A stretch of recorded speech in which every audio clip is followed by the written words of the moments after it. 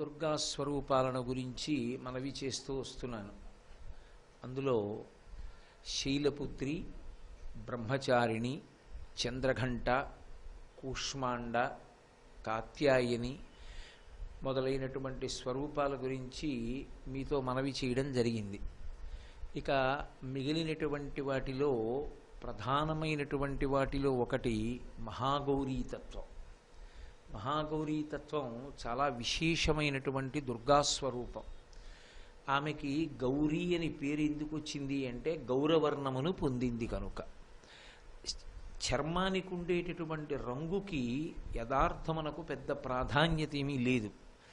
ఈ రంగులో చర్మం ఉంటే ఈ రకమైనటువంటి ప్రయోజనము ఒనగూడుతుంది అని శాస్త్రంలో ఏం లేదు. కానీ దేవతలకి సంబంధించినంత వరకు మాత్రం ఆ రంగుకి ఎనలేని ప్రాధాన్యత ఉంటుంది. అసలు యథార్థంగా చెప్పాలి అంటే ఆ తత్వమంతా ఆవిష్కరించడానికి ఆ రంగుని ప్రధానం చేస్తారు. మీరు అందుకే చూడండి, శివకేశవులిద్దరూ కూడా తెల్లటి రంగులోనూ నల్లటి రంగులోనూ ఉంటారు. ఇవి రెండూ కూడా శాశ్వతత్వానికి ప్రతీకలు. లోకంలో ఏ వస్తువైనా సరే చిట్ట చివరికి బూదిగా మారిపోవలసి ఉంటుంది. బూదిగా మారిపోయిన తరువాత ఆ విభూతి తెలుపు రంగులో ఉంటుంది. అందుకే శాశ్వతత్వానికి ప్రతీక అయినటువంటి తెలుపు వర్ణాన్ని పరమశివుడు పొంది ఉంటాడు. ఆయన తెలుపు, ఆయన యొక్క వాహనం తెలుపు, ఆయన ఉండేటటువంటి హిమవత్ పర్వతం తెలుపు, ఆయన కట్టేటటువంటి బట్ట తెలుపు, ఆయన పెట్టుకునే విభూతి తెలుపు, ఆయన మెడలో వేసుకునేటటువంటి మాల తెలుపు, చిట్ట చివరికి ఆయన జటాజూటంలో ఉండేటటువంటి చంద్రుడు కూడా తెలుపు. అన్నీ తెల్లటి వస్తువులతో సంకేతింపబడతాడు. అంటే దాని అర్థం ఏమిటి అంటే ఏదో కాకతాళీయంగా యాదృచ్ఛికంగా ఒక వ్యక్తి పుట్టినప్పుడు ఏ రంగులో ఉంటాడో అలా శివుడికి కూడా ఒక పుట్టుక ఉందని, ఆయన తెల్లగా ఉంటాడని భావన చేయకూడదు. శివుని యొక్క తెలుపు నిర్మలత్వానికి, స్వచ్ఛతకి, పవిత్రతకి, అన్నిటినీ అందరికీ ఇవ్వగలిగినటువంటి తత్వానికి ప్రతీకలు. అందుకే అమలం కమలోద్భవగీత గుణం శమదం సుమదా సురనాశకరం రమణీయ రుచిం కమనీయ తనుం నమః సాంబ శివం న తపాపహరం శివం శంకరం బంధురం సుందరేశం నటేశం గణేశం గిరీశం మహేశం దినేశేందునేత్రం సుగాత్రం మృడానీపతిం శ్రీగిరీశం హృదా భావయామి అంటారు. తను అని ఆ శరీరపు వర్ణం దగ్గరికి వచ్చేటప్పటికి అంతటి ప్రాధాన్యత. అలాగే శ్రీ మహావిష్ణువు యొక్క రంగు నలుపు. నలుపు అంటే అది కారు నలుపు అన్న భావన చెయ్యకూడదు. అది నీరు నిండినటువంటి మబ్బు ఎలా ఉంటుందో అలా కారుణ్యముతో కూడుకున్నవాడై ఉంటాడు. అందుకే ఆయన గురించి ఎక్కడ చెప్పినా నీరు నిండిన నల్లని మబ్బు ఎలా ఉంటుందో అటువంటి రంగున్నవాడు అని. జలధరదేహు నాజాను చతుర్బాహు సరసీరుహాక్షు విశాలవక్షు జారు గదా శంఖచక్ర పద్మ విలాసు కంఠ కౌస్తుభమణి కాంతిభాను కమనీయ కటిసూత్ర కంకణ కేయూర శ్రీవత్సలాంఛనంచిత విహారు మరుకుండల ప్రభాయుత కుంతలలలాటు వైఢూర్య మణిగణ వరకిరీటు బాలు పూర్ణేందు రుచిజాలు భక్త లోకపాలు సుగుణాలవాలు కృపావిశాలు చూచి తిలకించి పులకించి చోద్యమంది ఉబ్బి చెలరేగి వసుదేవుడు ఉత్సహించే అంటారు పోతన గారు భాగవతం దశమస్కంధంలో. ఆ నల్లటి రంగుతో సంకేతిస్తారు. ఎందుకంటే నలుపు కూడా శాశ్వతత్వానికి ప్రతీక. పైకి ఉన్నప్పుడు రకరకాల రంగులుగా కనపడేటటువంటివన్నీ కూడా చిట్ట చివరి స్థితిలోకి వెళ్ళిపోతున్నాయి అని గుర్తు ఏమిటంటే నల్లగా మాడిపోతాయి. కాలిపోయినవన్నీ నలుపైపోతాయి. పైకి ఉన్నప్పుడు రకరకాలుగా కనపడచ్చు, కానీ అగ్నిస్పర్శ పొందిన తరువాత నల్లగా అయిపోతాయి, ఆ తర్వాత తెల్లగా అయిపోతాయి. ఒకవేళ తెల్లగా అయిపోకుండా మిగిలిపోయినా ఆ నలుపు మాత్రం ఇక శాశ్వతత్వమే. అందుకే నల్లటి వాటిలో బొగ్గు వజ్రంతో సమానంగా పిలవబడుతుంది. బ్లాక్ డైమండ్ అని పేరు. వజ్రానికి ఒక లక్షణం చెప్తారు, వజ్రం వజ్రేన భిన్నయేత్. వజ్రము వజ్రము చేతనే బద్దలగొట్టబడుతుంది. అంతటి శాశ్వతత్వం. అటువంటి శాశ్వతత్వం వజ్రానికి ఎలా ఉంటుందో బొగ్గుకి ఆ నలుపు అలా ఉంటుంది. ఆ నల్లనితనం నిజానికి శాశ్వతత్వానికి ప్రతీక. అవి ఒకరోజు ఉండి ఒకరోజు వెళ్ళిపోయేవి కావు. షడ్వికారములకు వశము కానివి ఏ ఉన్నాయో వాటిని శాశ్వతమైన రంగుల చేత ఆవిష్కరిస్తారు. షడ్వికారములంటే 6 ఉన్నటువంటి వాటిని షడ్వికారములున్నవి అంటారు. ఈ జగత్ అని ఏది పిలవబడినా, జగత్తులో అంతర్భాగము ఏదైనా కూడా షడ్వికారములతో కూడుకున్నదై ఉంటుంది. జగత్ అంటే జాయతే గచ్చతే ఇది జగత్, వచ్చి వెళ్ళిపోయేదంతా జగత్తే. అందుకే అటువంటి జగత్తుకి 6 వికారములు ఉంటాయి. పుట్టినది అంటే పుట్టక ముందు అది లేదు. పుట్టినది ఉన్నది భవతి అంటారు. భవతి అంటే ఉన్నది.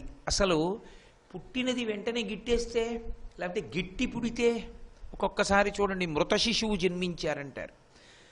పుట్టినది ఉన్నది, అది దక్కాలి.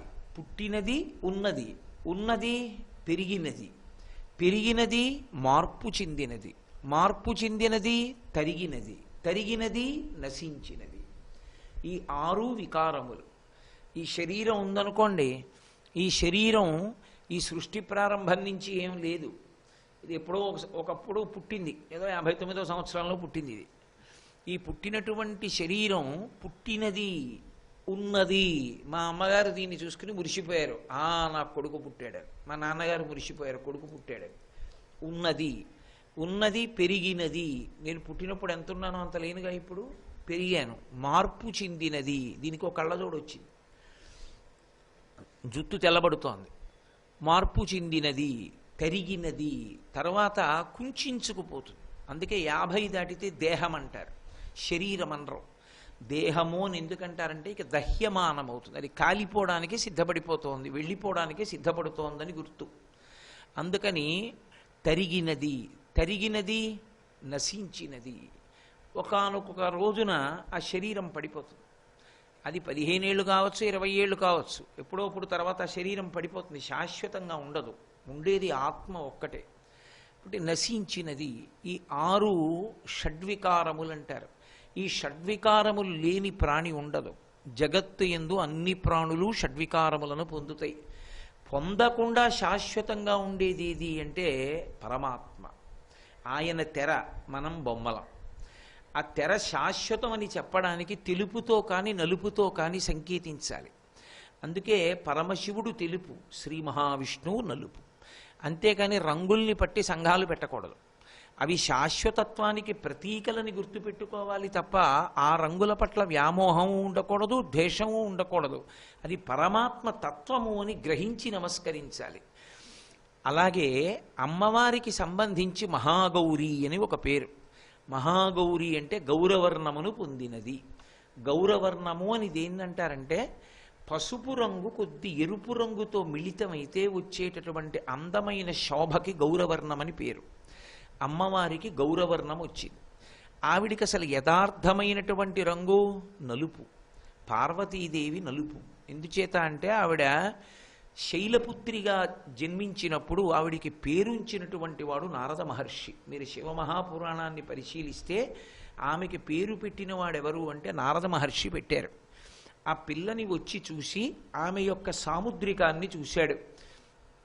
చూసి ఈమె సాక్షాత్తుగా జగజ్జనని నీ కడుపున పుట్టింది, అందుకని ఈమెకి కాళీ అని పేరు ఉంచుతున్నాను. ఎందుకంటే నల్లనిది అంటే శాశ్వతమైనది అని గుర్తు. అటువంటి శాశ్వతత్వమును పొందినటువంటి పరబ్రహ్మము యొక్క ఇల్లాలు, ఆయన యొక్క శక్తి, ఆయన యొక్క అహంస్ఫురణము. అందుకని ఈమెకి కాళీ అని పేరుంచుతున్నానన్నాడు. విష్ణువు నలుపు, కాళీ నలుపు, నారాయణుడు నలుపు, నారాయణి నలుపు. అన్నా చెల్లెళ్ళు ఇద్దరూ నల్లగా ఉంటారు. శంకరుడు తెలుపు, సరస్వతి తెలుపు, వాళ్ళిద్దరూ అన్నా చెల్లెళ్ళు. బ్రహ్మ ఎరుపు, లక్ష్మి ఎరుపు, వాళ్ళిద్దరు అన్నా చెల్లెళ్ళు. కాబట్టి నారాయణ నారాయణి. నల్లని కాళికాదేవిని పార్వతి అన్న పేరు ఎందుకు పొందింది అంటే పర్వతరాజ పుత్రి కనుక, శైలపుత్రి కనుక. ఆమెని పరమశివుడు కళ్యాణం చేసుకున్నాడు. ఆమె ఎప్పుడూ ఈశ్వరుని సొత్తే, పరమశివుని సొత్తే. అందుకని పరమశివుడు కళ్యాణం చేసుకున్నాడు. ఇప్పుడు పరమశివుడు కళ్యాణం చేసుకుంటే మరి ఆమె నల్లగానేగా ఉండాలి, అకస్మాత్తుగా రంగు మారదుగా. కానీ ఆమె రంగు మార్చుకుంది. మార్చుకుని నేను నల్లగా ఉండను నీ పక్కన నేను పసుపు ఎరుపులతో కూడిన గౌరవర్ణాన్ని పొందుతానంది. ఒకప్పుడు మందర పర్వతం ఆహ్వానించింది పరమశివుణ్ణి. ఎందుకంటే ఆయన పదస్పర్శ చాలు ధన్యం అవడానికి. నువ్వు కైలాస పర్వతానికి అల్లుడివి, ఒక్కసారి మందరగిరి మీదకు వచ్చి విహారం చెయ్యవలసింది అని మందర పర్వతం అడిగితే పరమశివుడు పార్వతీ సహితుడై లేదా కాళి నల్లని పిల్లతో కలిసి ఆయన మందర పర్వతం మీద విహారం చేస్తున్నాడు. మందర పర్వతం ఎంతో సంతోషించింది. ఒక రోజున ఆ మందర పర్వతంలో ఉన్నటువంటి ఒక గుహలో కూర్చుని ఉన్నారు పార్వతీ పరమేశ్వరులు ఇద్దరు. కూర్చుని ఉండగా శంకరుడు అకస్మాత్తుగా ఇలా ఓసారి తన వంక చూసుకున్నాడు. ఆయనకి అసలు లేదు ఆ రంగు పిచ్చి. పరమశివుడు అలా చూసుకున్నాడు అంటే దాని వెనక ఏదో కాలమునందు ఒక గొప్ప విశేషాన్ని ఆవిష్కరించవలసిన పరిస్థితి ఉత్పన్నమవుతోందని గుర్తించాలి. పార్వతీ పరమేశ్వరుల మధ్య కానీ లక్ష్మీనారాయణుల మధ్య కానీ ఎప్పుడైనా ఏదైనా ఒక సంఘటన జరిగితే అది లోకోద్ధారకం అవుతుంది, లోకము కొరకు జరుగుతుంది తప్ప అది వాళ్ళిద్దరి మధ్య జరిగేదిగా బయట కనపడుతుంది. ఎందుకని అంటే ఆర్ష సిద్ధాంతమునందు ఒక లక్షణం ఉంటుంది. మీకు దాని తత్వం తెలియచ్చు, తెలియకపోవచ్చు. చెబితే నమ్మగలిగినటువంటి గుణాన్ని సంస్కారవంతమైన బుద్ధి అంటారు, అధ్యవసాయముతో కూడుకున్న బుద్ధి అంటారు.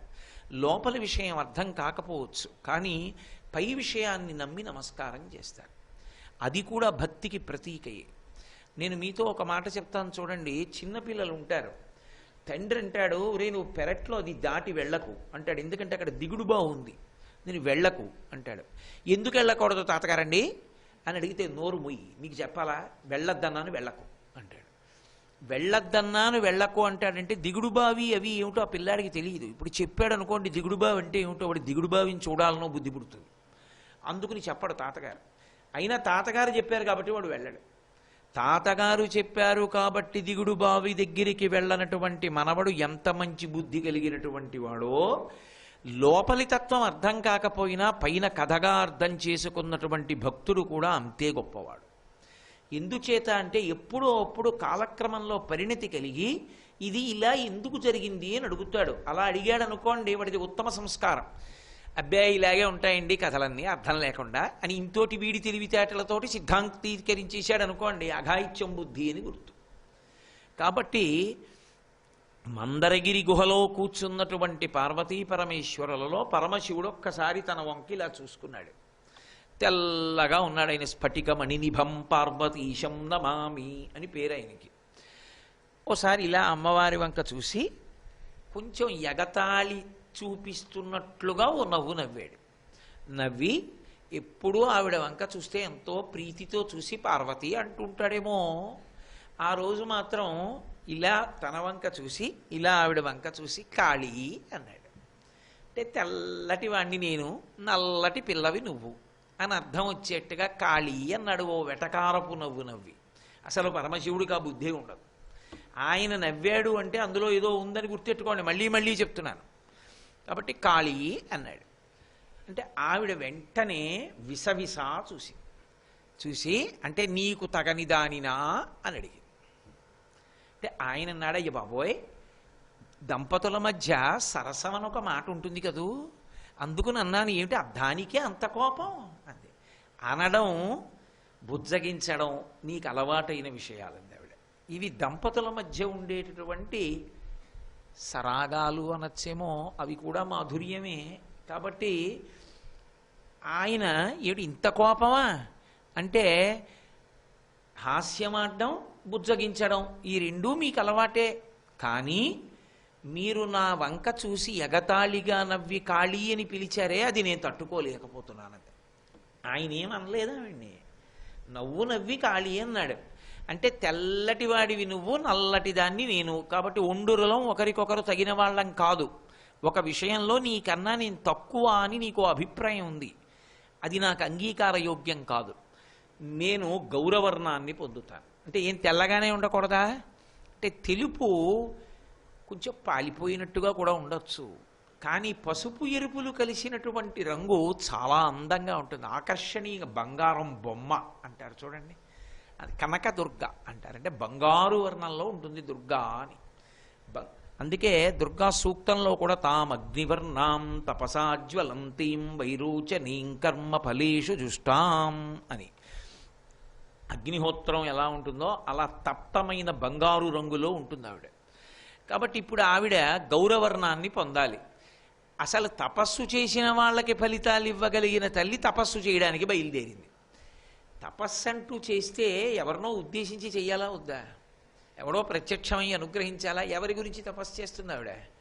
ఆవిడ పరమశివుడి పాదాలు మనసులో పెట్టుకుని తపస్సు చేయడం మొదలెట్టి. అంటే ఇంకా మళ్ళీ పరమశివుడి మీద ద్వేషం ఎక్కడుంది ఆవిడికి? శివుడి పాదాలే మనసులో తలుచుకుని నమస్కారం చేసి తపస్సు మొదలుపెట్టింది. ఆవిడ తపస్సు మొదలుపెట్టినటువంటి కొంతసేపటికి కొన్నాళ్ళు అయిపోయిన తర్వాత ఒక పెద్ద పులి ఒకటి వచ్చింది ఆ ప్రాంగణంలోకి. అది నరమాంసానికి అలవాటు పడినటువంటి పెద్ద పులి. ఆ పెద్ద పులి వచ్చి అమ్మవారి ఎదురుగుండా పర్ణశాలలోకి ప్రవేశించింది. అమ్మవారు కళ్ళు విప్పిలా చూసింది. అమ్మవారి వంక ఇలా చూసేటప్పటికీ, అమ్మవారు దాని వంక అలా చూసేటప్పటికీ దానికి 3 మలములు విరిగిపోయాయి. కార్మిక మలము, మాయిక మలము, ఆణవ మలము అంటారు. ఈ మూడు రకాలైన మలాలు. ఇవి దేహానికి పట్టి ఉంటాయి. ఆణవ మలము అంటే పంచభూతములతో కూడుకుని ఏర్పాటైన కారణం చేత ఎప్పటికైనా పంచభూతాల్లోకి వెళ్ళిపోవలసి ఉంటుంది. అది ఆణవ మలము అంటారు. కార్మిక మలము అంటే గత జన్మలలో చేసుకున్న కర్మల వలన ఈ జన్మలో ఒక శరీరం వస్తుంది, దానికి కార్మిక మలము అంటారు. మాయిక మలము అంటే మాయకి వశపడి ఉంటాడు కాబట్టి మాయిక మలము అంటారు. పరమేశ్వరుడు ఈ మూడిటికి అతీతుడై ఉంటాడు. అందుకని ఆయన మలత్రయాతీతుడు అని పేరు ఆయనకి. ఇప్పుడు అమ్మవారి దగ్గరికి వచ్చి ఆ పెద్ద పులి చూసింది, ఆవిడ దాన్ని చూసింది, అంతే. దానికి ఆ 3 మలములు పోయాయి. అంటే ఇప్పుడు అది ఏ స్థితిని పొందింది? ఒక క్రూర మృగం సాధుస్వరూపాన్ని పొందేసి అది అమ్మవారి దగ్గర నిలబడి ఆజ్ఞని అభ్యర్థించింది లోపల నుంచి. వెంటనే అమ్మవారంది ఈ ఆశ్రమాన్ని కాపు కాస్తుండు. ఒక కుక్క ఎలా తిరుగుతుందో అలా ఆశ్రమంలో తిరుగుతూ అది ఆశ్రమ రక్షణ చేసింది. అది అమ్మవారు అలా నడిచి వెడుతూ ఉంటే అమ్మవారి పక్కన అది కూడా నడిచి వెడుతూ ఉండేది. అదే ఇప్పటికీ మనకి కనపడే పెద్ద పులి అమ్మవారి దగ్గర. అలా తిరిగి వెడుతుంటే కొంతకాలం అయిపోయిన తర్వాత ఆవిడ తపస్సు చేస్తుంటే బ్రహ్మగారికి అనుమానం వచ్చి 4 తలకాయలు పట్టుకున్నాడు. ఈవిడ తపస్సు ఏమిట్రా, ఎవడు అనుగ్రహించాలి ఈవిడ్ని? ఈవిడే లోకాలను అనుగ్రహించగలిగిన తల్లి, ఈవిడ్ని ఎవరు అనుగ్రహించాలి, ఏ కోరికతో చేస్తోంది? ఆయనకు అర్థం కాక వచ్చాడు రోజున. అమ్మా, నువ్వే అందరికీ అన్ని కోరికలు తీర్చగలిగిన దానివి కదా, నువ్వెందుకమ్మా తపస్సు చేస్తున్నావు అని అడిగాడు. అబ్బాయి ఏమీ లేదయా, మా ఆయన ఖాళీ అన్నాడు, ఈ రంగు మార్చుకోవాలని వచ్చాను, అందుకని నల్లని శరీరాన్ని వదిలేస్తాను, పచ్చటి శరీరాన్ని పొందుతాను, ఆ రంగుతో ఉన్న చర్మాన్ని పొందుతాను. ఆయన వెంటనే అప్పుడు జ్ఞాపకం వచ్చి 2 చేతులు ఎత్తి నమస్కరించాడు. 2 చేతులు ఏమి, 4 చేతులు ఎత్తి నమస్కారం చేసి, నాకు అర్థమైందమ్మా ఎందుకు వచ్చావు, నాకు అర్థమైందమ్మా శివుడు ఎందుకు నవ్వాడు అన్నాడు. అంటే ఆయన నవ్వింది వెటకారానికి కాదు, ఆవిడొచ్చింది రంగు మార్చుకోవడానికి కాదు. అసలు యథార్థానికి ఆవిడ ఎందుకు వచ్చింది అంటే, శుంభనిశుంభులని మీరు దుర్గా సప్తశతిలో వస్తారు వాళ్ళు. ఆ శుంభనిశుంభులనేటటువంటి రాక్షసులు జన్మించి లోకాలన్నిటినీ కూడా ఇబ్బందులకు గురి చేశారు. వాళ్ళని సంహరించడానికి బ్రహ్మచారిణి అయినటువంటి ఒక స్త్రీ స్వరూపం అవసరమైంది. ఆమె అయోనిజ అయి ఉండాలి. అందుకే అమ్మవారు తనకు ఉన్నటువంటి నల్లని చర్మాన్ని విడిచిపెట్టింది. విడిచిపెడితే అందులోంచి కౌశికి అని పేరు కలిగినటువంటి వేరొక రూపము ఉత్పన్నమై ఆ కౌశికి వెంటనే వాహనాన్ని అధిరోహించి వింధ్యపర్వతం వైపుకి వెళ్ళి శుంభనిశుంభ సంహారంలో పాల్గొంది. ఈవిడ పచ్చటి రంగు పొంది మందర పర్వతం దగ్గరికి వెళ్ళింది. పరమశివుడు పార్వతీదేవి వస్తోందని సంతోషించి గబగబా లోపలికి పిలిచి, పార్వతీ కార్యం పూర్తయిందా అని అడిగాడు. అంటే ఆయనకి తెలిసి ఎందుకు వెళ్ళిందో, ఆవిడికి తెలిసి ఎందుకు వెళ్ళాలో. కాబట్టి ఇప్పుడు పక్కన కూర్చుని ఆవిడంది, నేను విడిచిపెట్టిన నల్లని శరీరం కౌశికీ రూపాన్ని పొంది శుంభనిశుంభుల వధకి వెళ్ళింది. నేను మీరు నన్ను కాళీ అన్నందుకు ఇదిగో పసుపు ఎరుపులతో కూడిన గౌరవర్ణాన్ని పొంది వచ్చి మీ పక్కన కూర్చున్నాను. కాబట్టి ఇక నన్ను మహాగౌరీ అని పిలవండి. ఎప్పుడైనా నన్ను పిలిస్తే గౌరీ అని పిలుస్తూ ఉండండి అని. ఎందుకని? ఆయన తెల్లగా ఉంటే నేను తెల్లటి వాణ్ణి కదా అని భర్త అనుకోవడానికి ఉండదు. పచ్చటి పిల్ల అనుకోండి, ఆయనకి కూడా నా తెలుపు కన్నా దాని పచ్చతనమే బాగుందనిపిస్తుంది. అందుకని అటువంటి రంగు పొందాను. కాబట్టి ఇప్పుడు నేను ఒక మాట చెప్పాలంటే మీకన్నా అధికురాలను కాను, కానీ మీ మనసుకి ప్రీతి చేకూర్చేదానను. మీకన్నా తక్కువ దాన్ని మాత్రం కాదు. అయ్య బాబోయ్, ఇంకా మర్చిపోలేదా గౌరీ అని ప్రీతితో పిలిచి చేయి పట్టుకున్నాడు. పట్టుకుంటే అమ్మవారంది, అదిగో బయట ఒక పెద్ద పులి ఉంది. ఆ పెద్ద పులి నేను దాన్ని అది నన్ను చూసిన కారణం చేత మలత్రయాన్ని విడిచిపెట్టింది. విడిచిపెట్టి సిద్ధస్వరూపాన్ని పొందింది. మీరు అనుగ్రహించి మీ ప్రమథగణాలలో ఒకరిగా చేసుకుని గణనాయకత్వం ఇవ్వండి. దానికి పేరు మార్చండి, పెద్ద పులిగా. అది నా పక్కన తిరిగింది, కానీ ఇప్పుడు కైలాస పర్వతంలో అది గణనాయకత్వాన్ని పొందాలి. అంటే గణేశ్వరేభ్యో గణనాయకేభ్యో నమో నమః శంకర కింకరిభ్య అని ఆగమంలో పూజా విధానంలో పరమశివుణ్ణి పిలిస్తే గణముల యొక్క నాయకులతో కలిసి వస్తాడు ఆయన అని. కాబట్టి ఒక గణనాయకత్వం ఇమ్మమంది. అంటే ఆయన అన్నాడు తప్పకుండా ఇస్తానన్నాడు. ఆవిడంది గణములన్నిటిలోకి గొప్పవాడెవరు? నందీశ్వరుడు. ఆయన ఎప్పుడూ మీ ఎదురుగుండా ఉంటాడు. నంది అన్న పేరుతోనే ఇవ్వాలి, నందితో సమానమైన స్థానం ఇవ్వాలి. ఆయన అన్నాడు, పార్వతీని వింత కోరిక కోరావు కాబట్టి తప్పకుండా ఇస్తాను. సోముడు అన్న పేరుతో, సోముడు అని ఎందుకు అనాలి? సా ఉమా, ఆవిడితో కలిసి ఉన్నవాడు. అప్పుడు ఆవిడికి సంతోషం కాదు. సా ఉమా, సోముడన్న పేరుతో నందిగా అనుగ్రహిస్తున్నాను. అతనికి కూడా, ఆ పెద్ద పులికి కూడా గణనాయకత్వం ఇచ్చి నంది అని పిలుస్తున్నాను. కాబట్టి సోమస్వరూపంతో ఇక నుంచి ఈ పెద్ద పులికి సోమనంది అని పేరు వస్తుంది అని అనుగ్రహించాడు. అందుకే నంది స్వరూపాల్లో ఒక నంది సోమనంది. నంది మండలంలో నవనందులు అంటాం, అందులో సోమనంది ఉండడానికి కారణం అది. అటువంటి సోమనందిగా అనుగ్రహించింది.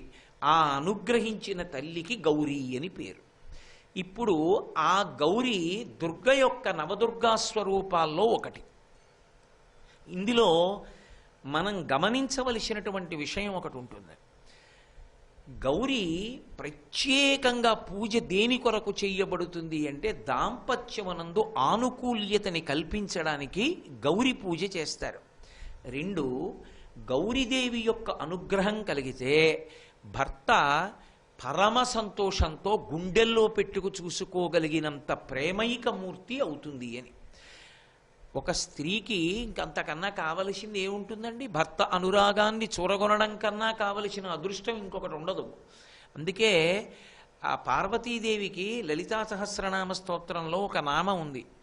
ఏమిటి ఆ నామము అంటే, ఆవిడ పరమశివుడు ఎప్పుడూ కూడా ఆవిడ మాట వింటూ ఉంటాడు. స్వాధీన వల్లభ అని. వల్లభుడు అంటే భర్త.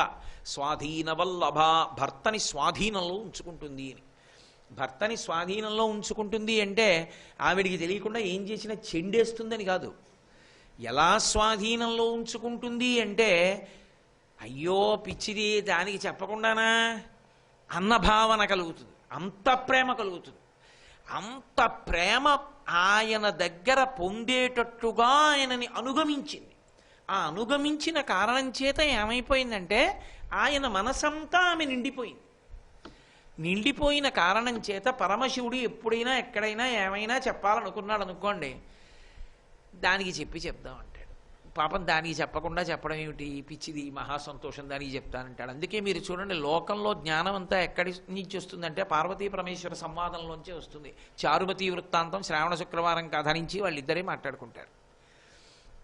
అన్నీ ఆవిడికి చెప్తాడు, దేహార్థ భాగం ఇచ్చాడు. అందుకే అంత ఆనుకూల్యతా సిద్ధికి దాంపత్యంలో కూడా ఆనుకూల్యత కొరకు గౌరీ స్వరూపాన్ని ఉపాసన చేస్తారు. అందుకే సర్వమంగళమాంగళ్యే శివే సర్వార్థసాధకే శరణ్యే త్రయంబకే గౌరీ నారాయణి నమోస్తుతే అని ఇది సాధారణంగా సువాసినులు, ప్రత్యేకించి పెళ్ళైన వాళ్ళు తప్పకుండా రోజుకి ఒక్క మాటైనా చెప్తారు. పూజామందిరం దగ్గరికి వెళ్ళి భర్త పూజంతా చేసేసినా కూడా నీరాజనం కళ్ళకు అద్దుకునేటప్పుడు కానీ బొట్టు పెట్టుకునేటప్పుడు కానీ ఈ శ్లోకాన్ని ఒకసారి చెప్తారు. ఎందుకు చెప్తారు అంటే మంగళసూత్ర బంధనం నిలబడడానికి, భర్త యొక్క అనురాగం ఎప్పుడూ అలాగే నిలబడడానికి ఈ శ్లోకం చెప్తూ ఉంటారు. గౌరీ దాంపత్యమునందు ఆనుకూల్యతని ఇస్తుంది. పురుషుడి సంగతి అలా అట్టపెట్టండి. పురుషుడికి ఎప్పుడూ ఒక ఇబ్బంది ఉండదు. ఏమి ఉండదు అంటే, ఒకటి ఆయన తన వారిని విడిచిపెట్టి వెళ్ళిపోవడం అనేటటువంటి మాట ఉండదు. ఆయన ఎప్పుడూ తనవారి మధ్యనే ఉంటాడు. ఓ పెళ్ళైనటువంటి మగపిల్లాడు తల్లిని తండ్రిని విడిచిపెట్టి ఎక్కడికో వెళ్ళిపోవలసిన అవసరం ఉండదు. ఉద్యోగం కోసం ఎక్కడికైనా వెళ్ళినా వాడు ఇష్టం వచ్చినప్పుడు మళ్ళీ వచ్చేస్తాడు. ఆడపిల్ల అలా కాదు. అందుకే ఆడపిల్ల అన్నారు. ఈడ పుట్టిన పిల్ల ఇక్కడ ఉండదు, ఆడకి వెళ్ళిపోతుంది. ఆమె లక్ష్మి, నారాయణుణ్ణి వెతుక్కుంటూ వెళ్ళిపోతుంది. ఆమె వెళ్ళిపోవడం కూడా ఎంత చమత్కారంగా వెళ్ళిపోతుందంటే, తండ్రి ఎంతో సంతోషంతో పెళ్లి పనులు మొదలు పెడతాడు. సంపాదించుకున్న డబ్బంతా ఖర్చు పెట్టేస్తాడు. ఇంత ఖర్చు పెట్టేసి అప్పగింతల దగ్గరికి వచ్చేటప్పటికి బావురుమంటాడు. ఎంత పండితుడికి తప్పదు, ఏడుస్తాడు. ఆమె వెళ్ళిపోతూ ఏం చేస్తుందంటే ఇంటి పేరు వదిలిపెట్టేస్తుంది. చాగంటి వారింటి పిల్ల రాయవరపు వారి పిల్ల అయిపోతుంది చాలా సునాయాసంగా. అది కూడా శ్రీ ఉమామహేశ్వర పరబ్రహ్మార్పణమస్తు. స్వస్తి.